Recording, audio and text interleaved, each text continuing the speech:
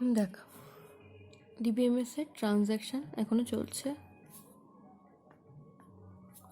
Last ক্লাসে আমরা দেখেছিলাম কনফ্লিক্ট সিরিয়ালাইজেবিলিটি, তাই তো? এখন দেখব ভিউ সিরিয়ালাইজেবিলিটি।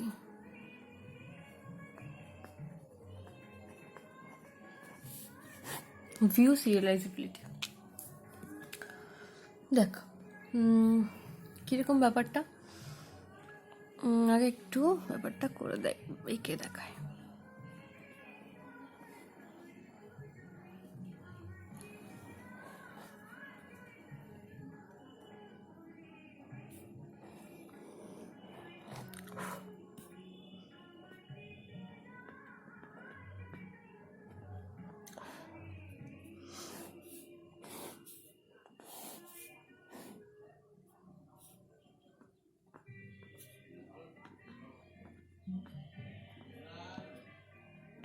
দেখ, এটা হচ্ছে বলতে পারিস আমাদের ধর ট্রানজ্যাকশান কত রকমের হতে পারে সেটা। বেসিক্যালি আমাদের যত রকম ট্রানজ্যাকশানস আছে, মানে ধরি যদি হোল ওয়ার্ল্ড, তার মধ্যে সব কিছুকেই যদি আমি ইনকনসিস্টেন্ট ধরি, তার মধ্যে এতগুলো ট্রানজ্যাকশানসকে হয়তো এখনও অবধি কনসিস্টেন্ট ট্রানজ্যাকশান বানানো গেছে। ঠিক আছে, তোমরা এটা যদি হোল ওয়ার্ল্ড ধরিস আর এর ভিতরে পুরো হোল ওয়ার্ল্ডের ট্রানজ্যাকশানসগুলো ধরিস, তাহলে তার মধ্যে এতগুলো এখনও ইনকনসিস্টেন্ট আছে। বা আর উল্টোভাবে যদি বলি, তার মধ্যে এতগুলোকে আমরা কনসিস্টেন্ট বানাতে পেরেছি। ঠিক আছে, এই যে এই পার্টটা আর কি, যেটা কনসিস্টেন্ট লিখেছি, এই পুরো জিনিসটাকে আমরা কনসিস্টেন্ট বানাতে পেরেছি। ঠিক আছে, তার ভিতরে আরও বেশ কিছু পার্টকে আমরা ভিউ সিরিয়ালাইজেবল বানাতে পেরেছি। তার মধ্যে আরও ছোট একটা পার্টকে আমরা কনফ্লিক্ট সিরিয়ালাইজেবল বানাতে পেরেছি। ঠিক আছে, এইরকম তাহলে আমাদের এখনকার ট্রানজ্যাকশানসগুলোর স্টেটাস বলতে পারি সেটাকে। তার মানে এতগুলো আমাদের কাছে এখনও ইনকনসিস্টেন্ট আছে, যেগুলো হয়তো পরবর্তীকালে চেঞ্জ হয়ে আরও বেশি কনসিস্টেন্টের পরিমাণটা আরও হয়তো বাড়বে। এবার যেটা আমি বলতে চাইছি, তার মানে যেগুলো কনফ্লিক্ট সিরিয়ালাইজেবল সেগুলো অবভিয়াসলি কনসিস্টেন্ট, কারণ কনসিস্টেন্টের মধ্যেই তো রয়েছে, তাই না? আবার যেগুলো কনফ্লিক্ট সিরিয়ালাইজেবল সেগুলো কি নিশ্চয়ই ভিউ সিরিয়ালাইজেবলও, কারণ ভিউ সিরিয়ালাইজেবলের ভিতরে রয়েছে। তাহলে যদি তোকে একটা 1 নম্বরের কোয়েশ্চেন করে যে কনফ্লিক্ট সিরিয়ালাইজেবল ট্রানজ্যাকশন কি ভিউ সিরিয়ালাইজেবল, অবশ্যই ইয়েস, কারণ ভিউ সিরিয়ালাইজেবলের ভিতরে তো ভিতরে আছে কনফ্লিক্ট সিরিয়ালাইজেবল, তাই না? মানে ধর তোকে জিজ্ঞেস করলো তুমি দিল্লিতে আছো, দিল্লিতে আছো মানে কি তুমি ইন্ডিয়াতে আছো? ইয়েস, অবভিয়াসলি দিল্লি তো ইন্ডিয়ার মধ্যে একটা জায়গা, তাই না? কিন্তু তোকে যদি বলে যে তুই দিল্লিতে আছিস কিন্তু আমরা কি রাজস্থানে আছিস, একেবারেই না, দুটো সেপারেট সেপারেট জায়গা। কিন্তু আমি দিল্লিতে আছি মানে অবশ্যই আমি ইন্ডিয়াতে আছি, কিন্তু আমি ইন্ডিয়াতে আছি মানে কি আমি দিল্লিতে আছি? না, ভাইস ভার্সাটা কিন্তু কখনো কাজ করবে না। কারণ তুই দিল্লিতে আছিস মানে তো অবশ্যই তুই ইন্ডিয়ায় আছিস, কারণ দিল্লি হচ্ছে ইন্ডিয়ার মধ্যে একটা ছোট্ট একটা প্লেস। কিন্তু যদি বলা হয় যে আমি ইন্ডিয়াতে আছি, তাহলে কি আমি বলবো আমি দিল্লিতে আছি? নিশ্চয়ই নয়, সেটা তো নিশ্চয়ই সম্ভব না, তাই না? কারণ ইন্ডিয়া একটা অনেক বড় জায়গা, তার মানে দিল্লি অনেকটা ছোট একটা জায়গা। তো দিল্লির মধ্যে আছি মানে অবশ্যই ইন্ডিয়ায় আছি, বাট ইন্ডিয়ায় আছি মানে দিল্লিতে আছি সেটা কিন্তু নয়, কারণ ইন্ডিয়াতে আরও অনেক জায়গা আছে যেখানে আমি থাকতে পারি। তো এই ক্ষেত্রে ব্যাপারটা সেম, যে যদি আমাকে জিজ্ঞেস করে যে আমি আমার কোনো ট্রানজ্যাকশান যদি ভিউ সিরিয়ালাইজেবল হয়, তাহলে কি সেটা কনফ্লিক্ট সিরিয়ালাইজেবল? ইয়েস ও নো দুটোই হতে পারে, বাট সেটা আমাকে প্রমাণ করে দেখতে হবে। কিন্তু কনফ্লিক্ট সিরিয়ালাইজেবল মানেই কি ভিউ সিরিয়ালাইজেবল? ইয়েস, অ্যাবসলিউটলি, সেটা আমি কখনোই চেক করে দেখতে হবে না।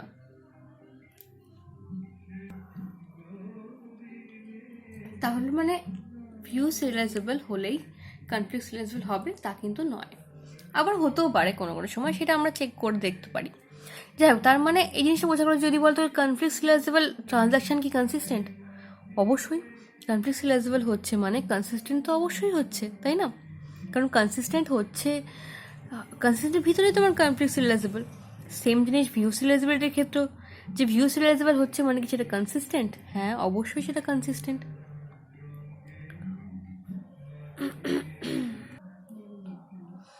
ঠিক আছে, তাহলে আচ্ছা এবার তাহলে আমরা দেখি যে ভিউ সিরিয়ালাইজেবল হতে গেলে কি হতে হবে। মানে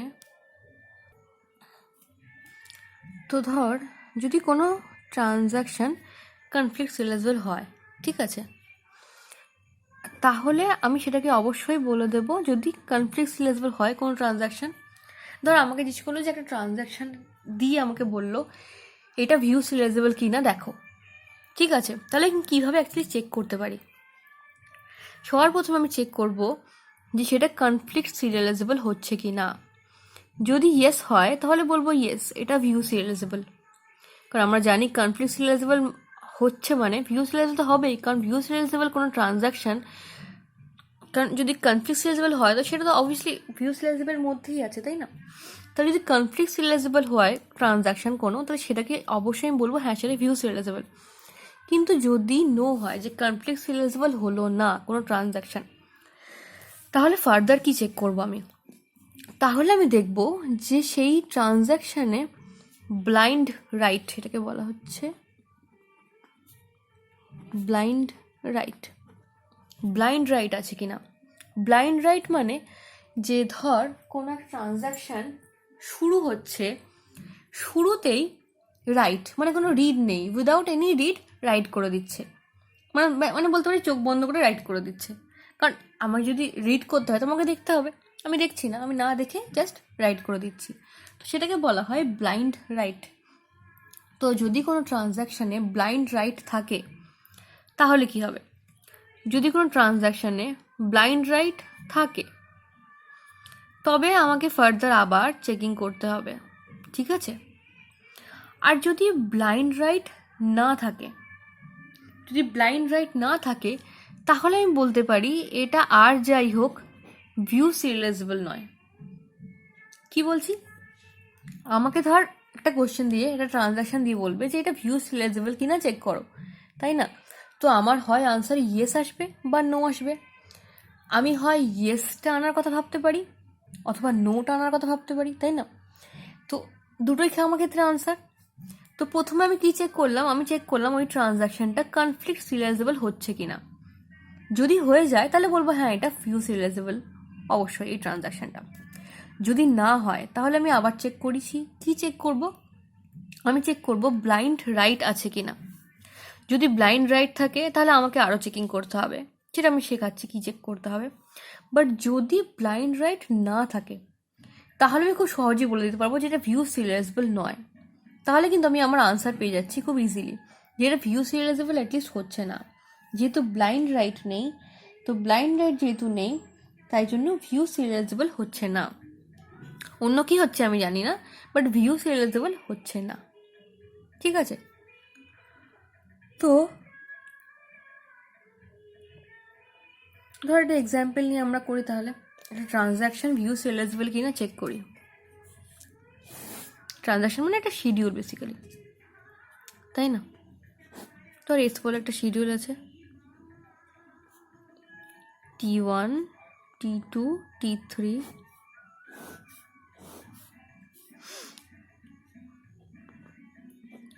read A, write A, write A, write A। আচ্ছা, এই হচ্ছে তাহলে আমার এক্সাম্পলটা, ঠিক আছে। এই হচ্ছে আমার শিডিউল করা রয়েছে। এই শিডিউলটা আমার ভিউ সিরিয়ালাইজেবল কিনা আমাকে চেক করতে হবে। তো সবার প্রথমে যেটা আমরা করি সেটা হচ্ছে কনফ্লিক্ট সিরিয়ালাইজেবল কিনা আমি চেক করব, তাই তো। দেখ ফার্স্ট আমি কি বলেছি, আমি কনফ্লিক্ট সিরিয়ালাইজেবল কিনা চেক করব, ইয়েস হচ্ছে কি নো হচ্ছে। কনফ্লিক্ট সিরিয়ালাইজেবল কীভাবে চেক করা আমরা আগের লাস্ট ক্লাসে শিখেছি, আবার করি। দেখ T1 ফার্স্টে একটা রিড এ আছে, সেই এ কে তারপরে কে কে রাইট করছে সেটা আমাকে চেক করতে হবে। এই এ কে T1 পরেই রাইট কে করে দিচ্ছে T2, তাহলে T1 পরেই রাইট করে দিচ্ছে কে T2, তাহলে T1 থেকে T2 দিকে আমি একটা অ্যারো দেব,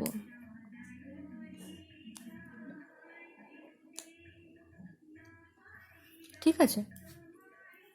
T1 থেকে T2 দিকে একটা অ্যারো দিয়ে দিলাম। নেক্সট কে রাইট এ কে করছে T2, T2-র পরে কে রাইট করছে, T2-র পরে T1ও রাইট করছে, T3ও রাইট করছে। তাহলে T2 থেকে T1 T3 দুদিকেই আমি একটা করে অ্যারো দেবো। T2 থেকে T1-এ একটা অ্যারো দেবো, আর T2 থেকে T3-তে একটা অ্যারো দেবো, তাই তো? তাহলে দেখ, ফার্দার চেকিংয়ের আর দরকার নেই আমার, কারণ অলরেডি আমার একটা লুপ ক্রিয়েট হয়ে গেছে। তো যদি সার্কেল ক্রিয়েট হয় তাহলে সেটা কনফ্লিক্ট সিরিয়ালাইজেবল হয় না, তাই তো? যদি লুপ ক্রিয়েট হয় আমরা জানি কনফ্লিক্ট সিরিয়ালাইজেবল হয় না। তাহলে কনফ্লিক্ট সিরিয়ালাইজেবল ইয়েস হলো না, কনফ্লিক্ট সিরিয়ালাইজেবল কী পেলাম, নো। এবার আমি কি চেক করব, ব্লাইন্ড রাইট আছে কি নেই। দেখ ভালো করে, ব্লাইন্ড রাইট বলতে আমি কী বলেছি, যে ধর একটা transaction without any read operation সোজা রাইট অপারেশন করছে। দেখ T1 আগে রিড করছে, T2 কিন্তু কোনো রিড করছে না, জাস্ট রাইট করে দিচ্ছে। ইনফ্যাক্ট T3ও কিন্তু without any read just right করছে। তার মানে ব্লাইন্ড রাইট এখানেও আছে, T3-তেও আছে। তার মানে আমার পুরো শিডিউলটাতে কিন্তু ব্লাইন্ড রাইট আছে। তা যদি ব্লাইন্ড রাইট না থাকতো আমি বলে দিতাম এটা ভিউ সিরিয়ালাইজেবল নয়, বাট আমার ব্লাইন্ড রাইট আছে। তাহলে এবার আমি কি করব, দেখ এবার আমি যেটা করব সেটা হচ্ছে, এটা হচ্ছে আমার শিডিউলে কটা ট্রানজ্যাকশান আছে, 3টে ট্রানজ্যাকশান, তাই তো? এই 3টে ট্রানজ্যাকশানকে আমি সিরিয়াল শিডিউলে চেঞ্জ করব। মানে 3টে ট্রানজ্যাকশানের অর্ডার ডিফারেন্ট করে আমি সিরিয়াল শিডিউল বানাবো, তারপর সেই সিরিয়াল শিডিউলটা কনফ্লিক্ট সিরিয়ালাইজেবল হচ্ছে কি না চেক করব। যদি হয়ে যায় তাহলে বলবো সেটা ভিউ সিরিয়ালাইজেবল হচ্ছে। প্রসেসটা কি বললাম আবার বলি। আমি কি করব, প্রথমে এই যে শিডিউলটা আছে আমার, সেই শিডিউলে কটা ট্রানজ্যাকশান আছে, 3টে ট্রানজ্যাকশান। এই 3টে ট্রানজ্যাকশানকে দিয়ে আমি সিরিয়াল শিডিউল বানাবো। কীভাবে সিরিয়াল শিডিউল বানাই, আমি 1 by 1 বানাই, তাই না? সিরিয়াল মানে কি, একটার পর একটা চলবে, T1 T2 T3 বা T2 T3 T1, এইরকম একটা যে কোনো একটা সিরিয়াল অর্ডারে চলবে। তো 3খানা ট্রানজ্যাকশানে 6 রকম অর্ডার হতে পারে, তাই না? 3টে ট্রানজ্যাকশানের ক্ষেত্রে অর্ডার কতগুলো হতে পারে, 6 রকমভাবে বুঝতে পারে। তাহলে আমাদের কি করতে হবে, প্রত্যেকটা অর্ডারকে আলাদা আলাদা করে, প্রত্যেকটা অর্ডারের জন্য আমাকে সিরিয়াল শিডিউল বানাতে হবে। সিরিয়াল শিডিউল বানিয়ে চেক করতে হবে যে কোন শিডিউলের জন্য কনফ্লিক্ট সিরিয়ালাইজেবল হচ্ছে। হ্যাঁ জানি ব্যাপারটা বড্ড বোরিং, কারণ এখানে ধর যদি 6টা কম্বিনেশন হয়, তাই না? 3টে ট্রানজ্যাকশান তোমার 6টা কম্বিনেশন হবে। তো 6টা কম্বিনেশন হওয়া মানে 6বার সিরিয়াল শিডিউল বানাও, 6বার সিরিয়াল শিডিউল বানিয়ে তারপর প্রত্যেকটাকে চেক করো যে কনফ্লিক্ট সিরিয়ালাইজেবল হলো কি হলো না। আর তো যদি লাস্ট নাম্বার অবধি তুই কনফ্লিক্ট সিরিয়ালাইজেবল না পাস তাহলে সেটা খুব একটা হেক্টিক টাস্ক হয়ে যায়। বাট সেটা খুব কপাল খারাপ হলে তবেই হয়, জেনারেলি পেয়ে যাওয়াই যায় 2-3টে করার পর। কিন্তু যদি খুব কপাল খারাপ হয় তবেই হয়তো তোর লাস্ট কম্বিনেশনে গিয়ে হয়তো মিলবে। তো যাই হোক, কনফ্লিক্ট সিরিয়ালাইজেবল মানে যদি যে পাথটা হচ্ছিল অ্যাকচুয়ালি সলিউশনের, সেই পাথ অনুযায়ী যদি না হয় তাহলে অনেক খাটনি বেড়ে যায়। এই যেমন ধর এখন আমাদের, তো আমার শিডিউলটা কি, আমার শিডিউলটা হচ্ছে T1 T2 T3 read a রাইটে রাইটে রাইটে, ঠিক আছে? এই হচ্ছে আমার শিডিউলটা। তাহলে সলিউশন 1 অর্ডারগুলো বানাই। একটা হচ্ছে 1 2 3 এই অর্ডারে চলতে পারে, আগে T1 চলো, তারপর T2, তারপর T3। S2 কী হতে পারে, 1 3 2 আগে T1, তারপর T3, তারপর T2। সলিউশন 3 কী হতে পারে, 2 1 3 আগে T2, তারপর T1, তারপর T3। সলিউশন 4 হতে পারে 2 3 1। সলিউশন 5 কী হতে পারে, 3 1 S2, তাই তো? আগে T3 চললো, তারপর T1 চললো, তারপর T2 চললো। আর S6 কি হতে পারে? 3, 2, 1। তাহলে এই 3টে ট্রানজাকশনের জন্য আমার কম্বিনেশন এই 6টা হতে পারে, এছাড়া আর কোনো কম্বিনেশন হতে পারে না এদেরকে রিঅ্যারেঞ্জ করার জন্য, মানে রিঅর্ডার করার জন্য, তাই তো? এই 6টাই হতে পারে, এর বেশি হবে না। তাহলে ফার্স্টটাকে নিয়ে শুরু করি। প্রথম সলিউশনে কী ছিল? 1, then 2, then 3। তাহলে সবার আগে 1, 2, 3 এর জন্য আমি শিডিউলটা বানাই। S1 কি হবে? T1, T2, T3। তাহলে প্রথমে T1 চলছে, তারপর T2 চলছে, তারপর T3 চলছে। T1-এ কী কী ইনস্ট্রাকশনস ছিল? একটা রিড, একটা রাইট। একটা রিড, একটা রাইট। তারপর হচ্ছে T2, শুধুমাত্র একটা রাইট। তারপর T3, সেটাও শুধু একটা রাইট। তাহলে T1 চললো আগে, তারপর চলছে T2, তারপর চলছে T3। এই হলো আমার তাহলে সিরিয়াল শিডিউলে সাজানো। সিরিয়াল শিডিউল সাজানো হলো ফার্স্ট সলিউশনটা এটা। এবার আমি চেক করব এই শিডিউলটা আমার কনফ্লিক্ট সিরিয়ালাইজেবল হচ্ছে কি না। যদি হয়ে যায় তাহলে তো খুব ভালো, একবারই আমার প্রবলেম সলভ, আমার পরের সলিউশনগুলো চেক করতে হচ্ছে না। যদি না হয় তাহলে টিল S6 আমাকে সব কটা বসিয়ে বসিয়ে চেক করতে হবে। দেখি তাহলে এটা T1, T2, T3। আচ্ছা, T1 থেকে শুরু হচ্ছে। ফার্স্টে একে রিড করছে, একে রাইট করছে।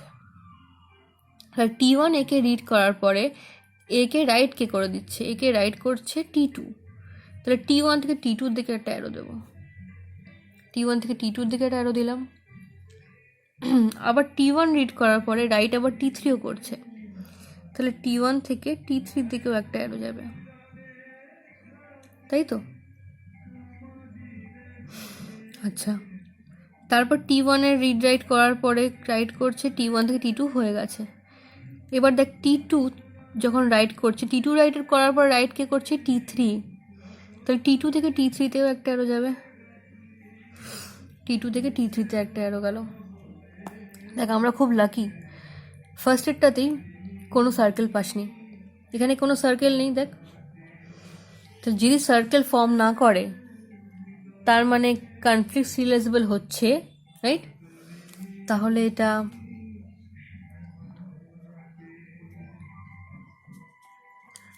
এটা কনফ্লিক্ট সিরিয়ালাইজেবল হচ্ছে। দ্যাট মিনস এটা ভিউ সিরিয়ালাইজেবলও হচ্ছে।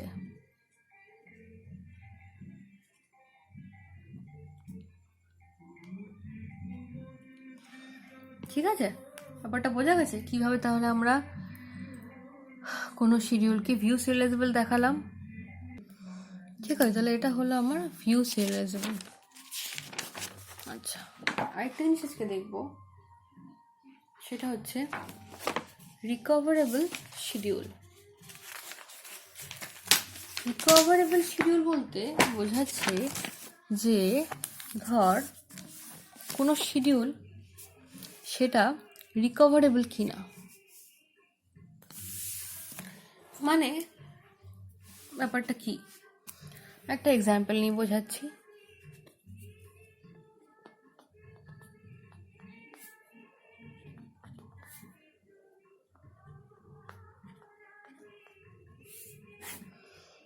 ঠিক আছে, একটা শিডিউল বানাই, ধর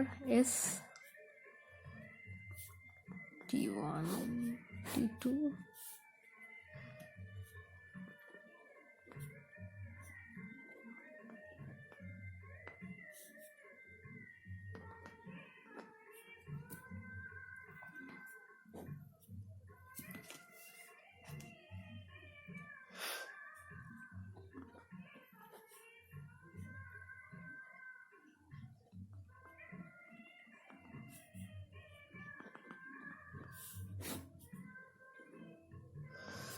এই ধর আমার কাছে একটা শিডিউল আছে।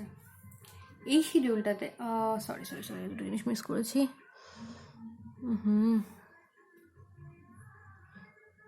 টেনে দিলাম। এখানে এটা কমিট করবে এটা কমিট করার পরে এই শিডিউলটা কমিট করবে, এই ট্রানজ্যাকশনটা কমিট করবে।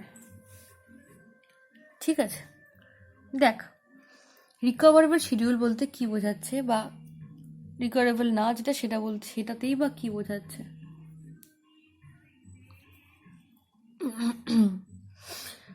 দেখ এখানে কি হচ্ছে, ধর যদি ভাবি যে এ যে ভ্যালুটা, এই ভ্যালুটাকে প্রথমে রিড করছে T1, তাই তো? তাই ধরলাম এর ভ্যালু ফার্স্টে ছিল 10, তো রিড করলো 10 এর ভ্যালু, তাই তো? তারপরে a = a+10 করলো, মানে এর ভ্যালু হয়ে গেল 20। আচ্ছা এই জিনিসটা কোথায় হচ্ছে? এই জিনিসটা হচ্ছে কিন্তু বাফার, তাই তো? কারণ আমরা জানি প্রথমে যা যা ট্রানজ্যাকশনে যা কাজ হয় সবটা বাফারে হয়, বাফারে হওয়ার পরে যখন কমিটেড হয় তখন গিয়ে ডেটাবেসে সেভ হয়। তাহলে যদি ডেটাবেসের ভ্যালু বলি, ডেটাবেসের ভ্যালু কত? এর ভ্যালু হচ্ছে 10, তাই তো? আর হচ্ছে বাফারে, যেটাকে লোকাল বাফার বলছি, লোকাল বাফারে এই ভ্যালুগুলো চলছে। তো a+10 করলো মানে 20 হয়ে গেল, রাইট করে দিল। রাইট করলো কোথায়? লোকাল বাফারে। কমিট যখন করবে তখন সেটা ডেটাবেস সেভ হবে। আচ্ছা এর সাথে সাথে এইটুকু করতে করতেই T1 অ্যাক্সেস নিয়ে নিয়েছে। T1 রিড করলো একে কত রিড করলো? T1 রিড করলো 20, রাইট? এখন এর ভ্যালু 20 হয়ে গেছে। a-5 করলো, মানে a-5 করলে ভ্যালু কত হয়ে গেল? 15, তাই না? রাইট করে দিল 15কে, রাইট করে আবার কমিটও করে দিল, তার মানে ডেটাবেসের ভ্যালু চেঞ্জ করে দিল, কত হয়ে গেল? 15। ঠিক আছে, এবার এই সময় যদি আমার এই স্টেজটাতে ফেলিয়ার চলে আসে, দেখ আমরা ধরে নিই যে কনসিস্টেন্ট যে ট্রানজ্যাকশনসগুলো সেখানে কোনো ফেলিয়ার হবে না, এই ভেবেই কিন্তু আমি বলি যে এই ট্রানজ্যাকশনটা কনসিস্টেন্ট। আর রিকভারেবল শিডিউলের ক্ষেত্রে বলা হয় যে কনসিস্টেন্ট ট্রানজ্যাকশন আমি জানি, তা সত্ত্বেও কিন্তু কোনো ট্রানজ্যাকশানে ফেলিয়ার আসতে পারে, সেটা হার্ডওয়্যার ফেলিয়ার হোক, সফটওয়্যার ফেলিয়ার হোক। হয়তো ট্রানজ্যাকশনটা তুই ঠিক লিখেছিস, মানে কমপ্লিট শিডিউলটা হয়তো তুই ঠিকই লিখেছিস, কিন্তু যখন চলছে তখন কোনো একটা এরর চলে আসলো যার জন্য ফেল করে গেল। তো ফেল কিন্তু হতেই পারে, যেহেতু ফেল হতেই পারে তাই জন্য আমাকে গ্যারান্টি দিতে বলা হয় যে শিডিউলটাকে তুমি রিকভারেবল শিডিউল বানাও। তো ব্যাপারটা আগে আমি দেখি ইরিকভারেবল শিডিউলই বা কোনটা। এক্ষেত্রে দেখ যদি এখানে একটা ফেলিয়ার চলে আসে, ঠিক আছে, T2 কিন্তু কমিট করেছে, T1 কিন্তু এখনো কমিট করেনি। তো আমরা কি জানি, ট্রানজ্যাকশন যদি কমিট না করে তার আগে যদি ফেলিয়ার চলে আসে তাহলে সেই ট্রানজ্যাকশন কি করে? রোল ব্যাক করে, তাই না? রোল ব্যাক করে মানে কি? রোল ব্যাক করা মানে যা যা চেঞ্জেস করেছিল, বেসিক্যালি সবকটা চেঞ্জেস তো লোকাল বাফারে করেছিল, তাই না? তাহলে সেটাকে আন্ডু করে দেওয়াটাও খুব ইজি। তো কি করে? পুরো চেঞ্জেসগুলোকে আন্ডু করে দেয়। তো এখন এইখানে ফেলিয়ার হওয়ার পরে যদি T1 পুরো রোল ব্যাক করে তাহলে ও কি করবে? আবার ভ্যালু চেঞ্জ করে, যেটা আমার ভ্যালু ছিল লাস্ট ভ্যালু, এটা বলছে সেটা করে দেবে, মানে 10 করে দেবে, রাইট? কিন্তু এদিকে T2 ট্রানজ্যাকশনটা কমিট করে দিয়েছে। দেখ T2-র কিন্তু ডিপেন্ডেন্সি ছিল কার উপর? T1 এর উপর, কারণ T1 ভ্যালুটাকে আপডেট করেছে, তারপরে T2 সেটাকে অ্যাক্সেস করতে পেরেছে। বেসিক্যালি এই প্রবলেমটা কিন্তু ডার্টি রিড প্রবলেম। এই যে রিডটা হচ্ছে, T2 যে রিডটা করছে এটা কিন্তু ডার্টি রিড। মনে আছে নিশ্চয়ই আমি ডার্টি রিড পড়িয়েছি। ডার্টি রিড মানে সে আমি এক্সাম্পল দিয়েছিলাম না, টুকলি করার এক্সাম্পলটা, যে তোর বন্ধু পরীক্ষা দিয়ে এটা লিখেছে, তো ওর খাতা দেখে তুই পুরোটা টুকে ওর আগে খাতা জমা দিয়ে চলে গেলি। এবার ওর হঠাৎ করে মনে হলো যে ও কিছু আনসার ভুল লিখেছে, ও চেঞ্জ করতে চায়, তো তখনও আনসারগুলোকে চেঞ্জ করে দিতে পারলো, বাট তুই সেই আনসারগুলোকে আর চেঞ্জ করতে পারলি না, বিকজ তুই খাতা জমা দিয়ে চলে গেছিস। তো এই রিডটা হচ্ছে ডার্টি রিড। তোর উচিত ছিল কি, যে যতক্ষণ ও খাতা জমা না দিচ্ছে ততক্ষণ তুই দিবি না, কারণ যদি খাতা জমা ও না দিতিস তুই, তাহলে তুই ওটা চেঞ্জটা আবার করে দিতে পারতিস, রাইট? কিন্তু সেটা হবে না আর, কারণ ডার্টি রিডটা হয়ে গেছে। তো এক্ষেত্রেও হতে পারে যে আমার ডার্টি রিড প্রবলেমটা থেকে যেতে পারে। তো যদি ডার্টি রিড থাকে তার আমার ডিপেন্ডেন্সি থাকবে, কার উপর ডিপেন্ডেন্সি থাকবে? আমার আগের ট্রানজ্যাকশনের উপরে, কারণ আগের ট্রানজ্যাকশন যে ভ্যালুগুলো করেছে আপডেটেড ভ্যালু, তার উপর আরেক ট্রানজ্যাকশন কাজ করছে। তার মানে অবশ্যই ওর ডিপেন্ডেন্সি থেকে যাচ্ছে T1 এর উপর, কারণ T1 যদি রোল ব্যাক করেও তাহলে টি2 কিন্তু রোল ব্যাক করার কোনো জায়গা নেই, কারণ ও কমিট করে দিয়েছে। ঠিক ওই এক্সাম্পলটার মতো যে টি1 হয়তো খাতায় আনসারটা কেটে দিয়ে নতুন করে আনসার লিখতে পারে, কারণ ওর কাছে খাতাটা আছে এখনও, বাট টি2র ক্ষেত্রে কিন্তু খাতাটা নেই, কারণ খাতাটা জমা দিয়ে দিয়েছে। তোর কাছে রোল ব্যাক করার অপশানটাই নেই। যেহেতু রোল ব্যাক করতে পারবে না, তাহলে ও যেটা কমিট করেছে যেটাই ডেটাবেসে সেটাই থেকে যাবে। কিন্তু এদিকে টি1 রোল ব্যাক করার পর আমি পাচ্ছি 10, এদিকে টি2 ডেটাবেস সেভ করে দিয়েছে কত 15। তার মানে কী হয়ে গেল, একটা ইনকনসিস্টেন্সি। তাহলে এই রকম শিডিউলকে বলা হয় ইরিকভারেবল শিডিউল, যেটা কোনো রিকভারি হতে পারে না। তুই টি2 এ কোনোভাবেই তুই রোল ব্যাক করতে পারবি না। হ্যাঁ, হতে পারে এখানে একটা এই ভুলটা কম্পেনসেট করার জন্য তুই একটা নতুন ট্রানজাকশন লিখতে পারলি, সেটাকে চালিয়ে এই ভুলটাকে ঠিক করলি ডেটাবেসে, সেটা ঠিক আছে, সেটা তুই কনসিস্টেন্সি আবার ফিরিয়ে আনতে পারবি। বাট এই যে ট্রানজাকশনটা কি রিকভারেবল হলো না? এটা কিন্তু ইরিকভারেবল হিসেবেই থেকে গেল, কারণ এটাকে তুই কোনোভাবেই রোল ব্যাক করতে পারবি না। কিন্তু সেম জিনিসটাকে তুই রিকভারেবল কিন্তু খুব সহজে বানিয়ে দিতে পারতিস। কিভাবে? যদি এখানে এই কমিটটা না করা হতো, কোথায় কমিট করা হতো? টি2 কি করতো, টি1 কমিট করার পরে টি2 কমিট করতো। যদি টি2 এখানে কমিট করতো, তাহলে টি1 যখন তার রোল ব্যাক, টি1 আগে কাজ করতো, টি2 কাজ করতো, তারপরে যখন টি1 এর ফেল হতো, টি1ও রোল ব্যাক করতো, টি1 রোল ব্যাক করে যেত। টি1 এর রোল ব্যাক দেখে কিন্তু টি2ও রোল ব্যাক করতে পারতো, কারণ তখন টি2র কাছে অপশান আছে, কারণ টি2 তখনও কমিট করেনি। তো টি2র কি এই ট্রানজাকশনটাকে, সেম এই শিডিউলটাকে আমি খুব সহজেই রিকভারেবল শিডিউলে চেঞ্জ করতে পারি, জাস্ট এইটুকু চেঞ্জ করে। কমিটটা টি2 আগে না করে টি2 টি1 এর পরে কমিট করবে। ঠিক ওই এক্সাম্পলটা যে ধর টি1 একটা কোশ্চেন আনসার লিখেছিল, সেটা থেকে তুই 2 কেছিলিস, বাট তুই কি করবি, ওয়েট করবি ওর খাতা জমা দেওয়ার, কারণ যেহেতু খাতা জমা ও দেয়নি এখন, তো ও যে চেঞ্জেসগুলো আবার করছে, এই যে এখানে যে ও চেঞ্জ করে দিল, সেই চেঞ্জটা দেখে তুইও চেঞ্জটা করে নিতে পারবি, পারার পরে দুজনেই খাতা জমা দিতে পারবি। অবভিয়াসলি আগে ও খাতা জমা দিল, তারপর তুই খাতা জমা দিলি, তাহলে ব্যাপারটা একেবারে ঠিকঠাক হয়। এই যে রিকভারির যে একটা জায়গা থাকলো এখানে, যেটা আগে শিডিউলে হচ্ছিল না, যে তুই টি2কে কোনোভাবেই রিকভার করা যাচ্ছিল না, টি1 তো ফেল হয়ে গেছে, ও তো রোল ব্যাক করবেই, কিন্তু টি2কে কোনোভাবেই রিকভার করা যাচ্ছিল না। তার মানে এই টাইপের শিডিউল যেগুলো, সেখানে দেখ ডার্টি রিড কিন্তু রয়েছে, স্টিল এটা একটা কনসিস্টেন্ট শিডিউল হয়ে যাবে 30 রিড থাকা সত্ত্বেও, কারণ সেখানে আমি আমার লজিক ওয়াইজ বা লজিকগুলো এমনভাবে দিয়েছি যাতে আমার পুরো শিডিউলটা রিকভারেবল শিডিউল হয়ে যায়। যে শিডিউলটাকে আমি বানাচ্ছি, সেই শিডিউলটা যেন অ্যাজ আ রিকভারেবল শিডিউল হিসেবে কাজ করে, যে আমি ভেবেই বানাচ্ছি যে হ্যাঁ হয়তো কোনো ফেলিয়ার হবে, তো যেহেতু ফেলিয়ার হবে ভেবেই বানাচ্ছি, তো তাহলে যদি ফেলিয়ার হয় তো সেই অনুযায়ী আমার কাছে ব্যাকআপ করা আছে, বা সেই অনুযায়ী আমার ডিজাইন করা আছে, যে ডিজাইন অনুযায়ী আমার শিডিউলটা after failure as a recoverable schedule হিসেবে কাজ করবে। ঠিক আছে, বোঝা গেছে? ওকে।